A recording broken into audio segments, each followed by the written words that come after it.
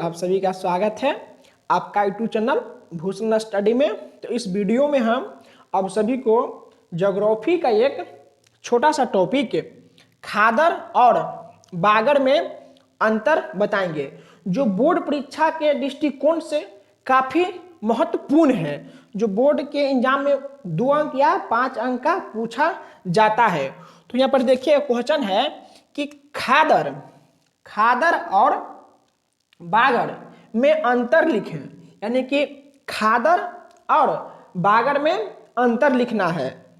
तो खादर और बागर में निम्नलिखित अंतर है, यानी कि खादर और बागर में क्या अंतर है? निम्नलिखित अंतर है। एक साइड आपका है खादर और एक साइड आपका है बागर, ठीक है ना। तो देखिएगा, जो नए जलोढ़ मृदा को खादर कहा जाता है। जो नए जलोढ़ मृदा होता है उसी को हम खादर कहते हैं, यानी कि नए जलोढ़ मृदा होगा उसी को हम खादर कहेंगे, ठीक है ना। इसमें बागर में पुराने जलोढ़ मृदा को बागर कहा जाता है, यानी कि पुराने जलोढ़ मृदा को क्या बोला जाता है? बागर कहा जाता है। यानी कि नए जलोढ़ मृदा को खादर और पुराने जलोढ़ मृदा को बागर। समझ में आ गया कि नए जलोढ़ मृदा को खादर, पुराने जलोढ़ मृदा को बागर। अगला देखिएगा, दूसरा, इसमें नए मृदा होता है। जो खादर में होता है इसमें नए मृदा होता है। किसमें? खादर में नए मृदा होता है और बागर में यानी कि इसमें पुराने मृदा होता है। इसमें कौन मृदा होता है? पुराने मृदा होता है। यानी कि खादर में नए मृदा और बागर में पुराने मृदा होता है।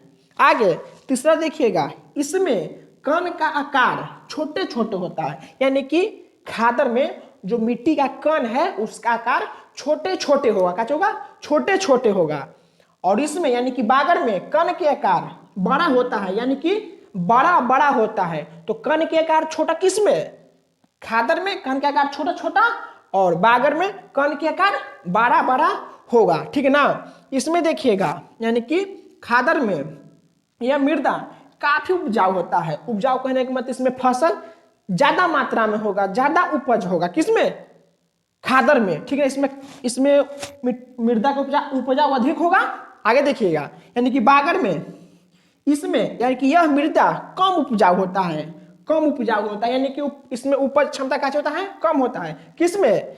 बागर में उपज क्षमता कम होगा और खादर में उपज क्षमता क्या होगा? ज्यादा होगा। यानी कि खादर और बागर में अंतर।